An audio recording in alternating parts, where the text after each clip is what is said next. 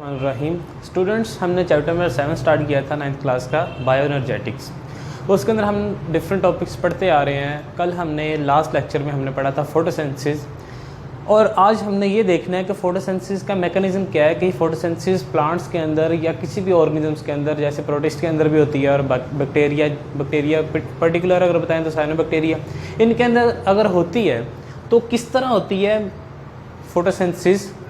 इसके लिए आपको मैंने कल एक चीज़ बताई थी, थोड़ा सा स्ट्रक्चर बताया था प्लांट सेल का, कि उसके अंदर जो फोटोसिंथेसिस होती है वो किस जगह पे होती है, प्लास्टिड्स।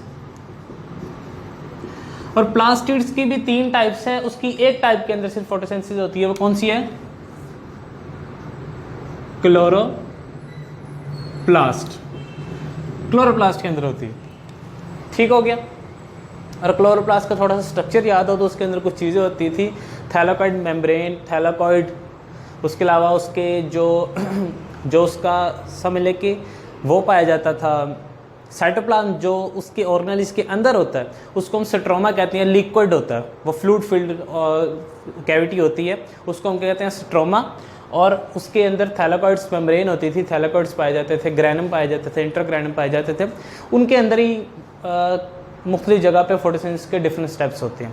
अगर हम मैकेनिज्म ऑफ फोटोसिंथेसिस स्टार्ट करें तो इसके अंदर 2 मेजर स्टेप्स हैं, लाइट रिएक्शन और दूसरा डार्क रिएक्शन। ये लाइट रिएक्शन से साफ वाज़ेह हो रहा है कि ये लाइट से रिलेटेड है, कि लाइट की मौजूदगी में इसने रिएक्शन होना है। तो ये हम देखते हैं, सिंपल ये स्टेप्स एक बताए हुए हैं कि इनके अंदर लाइट रिएक्शन और डार्क रिएक्शन होता क्या है। मेन चीज़ ये डायग्राम के ज़रिए मैं समझाऊंगा कि जो थैलाकॉइड मेम्ब्रेन है, थैलाकॉइड मेम्ब्रेन प्लास्टिड्स के अंदर, क्लोरोप्लास्ट के अंदर, तो क्या होता है, दिन की रोशनी में जब सूरज की रोशनी उसके ऊपर पड़ती है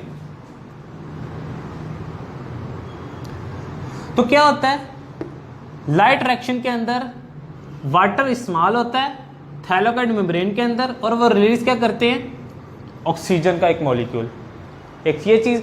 उसके अलावा इसके बाय प्रोडक्ट बनते हैं, बाय प्रोडक्ट ऑक्सीजन बनती है, और जो मेन चीज़ हमें चाहिए होती है वो एक ATP और एक NADPH।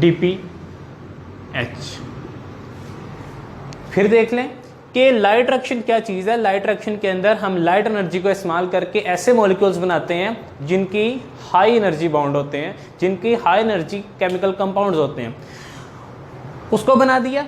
इसके बाद सिर्फ इसका काम यही है, लाइट रिएक्शन के अंदर सिर्फ ऑक्सीजन बनती है और दूसरा ATP और NADPH। ये ऐसे कंपाउंड्स हैं जो हाई एनर्जी जिनके पास पाई जाती है। ये बन गए ATP NADPH। जब ये दोनों बन गए तो फिर डार्क रिएक्शन स्टार्ट होगा। डार्क रिएक्शन ये नहीं है कि रात के वक्त होता है, ये ऐसी जगह पर होता है जिसके अंदर लाइट की जरूरत नहीं पाई जाती, लाइट रिएक्शन। अब फिर इन दोनों ATP और NADPH के मॉलिक्यूल्स ने डार्क रिएक्शन के अंदर इस्तेमाल होना है। डार्क रिएक्शन होता है किस जगह पे, स्ट्रोमा के अंदर। स्ट्रोमा के अंदर डार्क रिएक्शन होता है। ये दोनों एनर्जी के मॉलिक्यूल इस्तेमाल होने हैं। इस्तेमाल होने इसने करना क्या है कि कार्बन डाइऑक्साइड को फिक्स करना है, कार्बन डाइऑक्साइड को फिक्स करना है। जब ये फिक्स करेंगे तो क्या हो जाएगा, ये जो एनर्जी है दोनों की, ATP और NADPH की, कार्बन डाइऑक्साइड के साथ मिल जाएगी और ये क्या बना देगी, ग्लूकोज का मॉलिक्यूल। इसी तरह लाइट रिएक्शन और डार्क रिएक्शन साथ साथ होते रहेंगे। लाइट रिएक्शन ATP बनाएगा, डार्क रिएक्शन ग्लूकोज बनाएगी, और साथ में ये इस्तेमाल होने के बाद बाकी क्या चीज़ रह जाएगी, ADP और NAD पॉजिटिव और H पॉजिटिव। ये दोबारा लाइट रिएक्शन में जाके ATP और NADPH बन जाएगा, और इसी तरह ये साइकिल चलता रहेगा, और लाइट रिएक्शन और डार्क रिएक्शन साथ साथ होते रहेंगे। अब हम दोनों मैकेनिज्म को अलग अलग पढ़ेंगे। सबसे पहले हम पढ़ते हैं लाइट रिएक्शन को।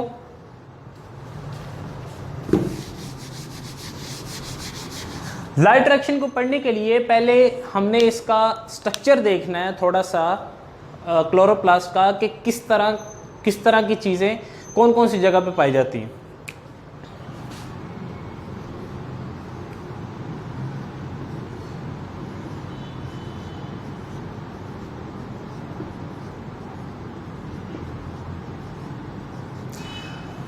क्लोरोप्लास्ट के अंदर ये इसको एक फोटो सिस्टम भी कहते हैं, फोटो सिस्टम 2। अब सबसे पहले होता क्या है कि लाइट एनर्जी आती है, ये थैलाकॉइड की बात हो रही है, लाइट रिएक्शन की। थैलाकॉइड मेम्ब्रेन के ऊपर जो रिएक्शन हो रहा है, जिस तरह हो रहा है वो मैं बताने लगा हूं कि लाइट रिएक्शन, लाइट आएगी इसके ऊपर, तो इसके अंदर ये मॉलिक्यूल्स हैं डिफरेंट, ये डिफरेंट मॉलिक्यूल्स हैं, क्लोरोफिल के, क्लोरोफिल ए, क्लोरोफिल बी, और इसके साथ और मुख्तलिफ किस्म के कंपाउंड मॉलिक्यूल्स पाए जा रहे हैं। अब इसको जब लाइट एनर्जी मिलेगी तो क्या होगा, इसके मॉलिक्यूल्स के अंदर इलेक्ट्रॉन्स मौजूद है, इलेक्ट्रॉन्स एक्साइट हो जाएंगे। इलेक्ट्रॉन्स क्या है, एक्साइट हो गए। पहला काम क्या होगा कि लाइट एनर्जी मिलेगी या सनलाइट मिलेगी, सनलाइट की वजह से ये सनलाइट को ऑब्जॉर्व करेंगे, ऑब्जॉर्व करने के बाद इलेक्ट्रॉन्स इसके अंदर से एमिट हो जाएगा, इलेक्ट्रॉन इसके अंदर से निकल जाएगा, एक्साइट हो जाएगा। एक्साइट होने के बाद इसके बिल्कुल ऊपर एक रिसेप्टर मौजूद होता या कैरियर, इसको इलेक्ट्रॉन कैरियर भी कहते हैं या इलेक्ट्रॉन रिसेप्टर भी कहते हैं, कि जो इस इलेक्ट्रॉन को एक्सेप्ट कर लेगा, इस इलेक्ट्रॉन को यहां से जब ये ऊपर की तरफ आएगी तो इसको ये कैच कर लेगा। कैच होने के बाद यहां पर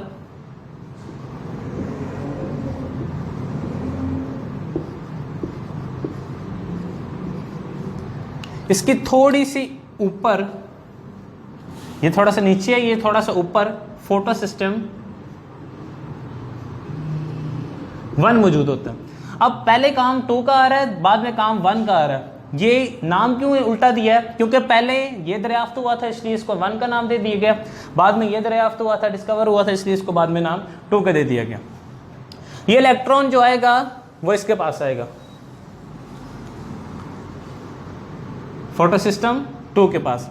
अब जब ये इलेक्ट्रॉन्स, ये जो मैंने ऊपर शो किया और दोबारा नीचे शो किया है, इसको शो करने का मतलब ये है कि इसकी एनर्जी बढ़ रही है, इलेक्ट्रॉन की एनर्जी बढ़ रही है। दोबारा ये जब फोटो सिस्टम 1 के पास आएगा तो इसकी एनर्जी कम होगी। जब ये एनर्जी कम करेगा, कम करने की वजह से इसके अंदर से कुछ एनर्जी रिलीज होगी, वो रिलीज होगी जो एनर्जी, वो किसके काम आएगी, एटीपी बनाने के, वो एटीपी बनाने के काम आएगी। और इस जगह को क्या कहते हैं, इलेक्ट्रॉन ट्रांसपोर्ट चेन, कि इलेक्ट्रॉन क्या हो रहा है, ट्रांसपोर्ट हो रहा है। और यहाँ पर एक मुख्तलिफ इलेक्ट्रॉन्स कैरियर होते हैं जो इलेक्ट्रॉन को एक्सेप्ट करते हैं और फिर छोड़ देते हैं, फिर अगले को देते हैं, इसलिए इसको चेन कहा गया है कि मुख्तलिफ कैरियर यहाँ पर पाए जाते हैं। उसके बाद आ गया फोटो सिस्टम 1, यहाँ तक बात होगी क्लियर। यहाँ पर एक और बात कि यहाँ पर वाटर मॉलिक्यूल भी पाया जा रहा है, यहाँ पर क्या पाया जा रहा है, वाटर मॉलिक्यूल भी पाया जा रहा है। अब यही लाइट एनर्जी इस वाटर मॉलिक्यूल को भी तोड़ेगी, वाटर मॉलिक्यूल को तोड़ेगी तो इसके अंदर से कुछ चीजें रिलीज होंगी, 1 2 H पॉजिटिव आयन, एक ऑक्सीजन मॉलिक्यूल हाफ, उसके बाद 2 इलेक्ट्रॉन, ये चीजें रिलीज होंगी। अब इसके अंदर यहां पर जो इलेक्ट्रॉन निकल गया उसके अंदर, इसके अंदर इलेक्ट्रॉन डेफिशिएंसी होगी, इसके अंदर इलेक्ट्रॉन कम हो गया, इलेक्ट्रॉन कम हो गया तो ये वाला इलेक्ट्रॉन इसके अंदर चला जाएगा, इसके पास चला जाएगा। और ये जो ऑक्सीजन है ये एज अ बाय प्रोडक्ट जो मैंने बताई थी इस तरह निकल आएगी, और हाइड्रोजन इसके अंदर ही ये अभी मौजूद है। यहां तक इलेक्ट्रॉन आ गया। दोबारा यहां पर इलेक्ट्रॉन एक्साइट होगा, दोबारा यहां पर इलेक्ट्रॉन एक्साइट होगा क्योंकि ये भी फोटो सिस्टम है। यहां पर दोबारा फोटोन एनर्जी सनलाइट वो लेगा, दोबारा एक्साइट होगा तो इसके ऊपर फिर क्या चीज मौजूद है, इलेक्ट्रॉन रिसेप्टर या इलेक्ट्रॉन कैरियर, इलेक्ट्रॉन कैरियर मौजूद है, दोबारा इस इलेक्ट्रॉन को कैप्चर कर लेगा। यहां से मैं थोड़ा सा मिटा देता हूं।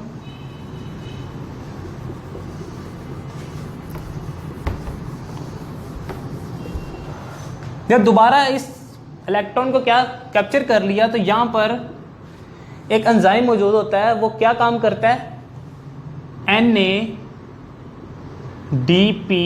पॉजिटिव, इन दोनों को आपस में मिलाता है और इनको इलेक्ट्रॉन देता है, इनको इलेक्ट्रॉन देता है और आपस में मिलाता है। मिलाने के बाद क्या करता है, NADPH,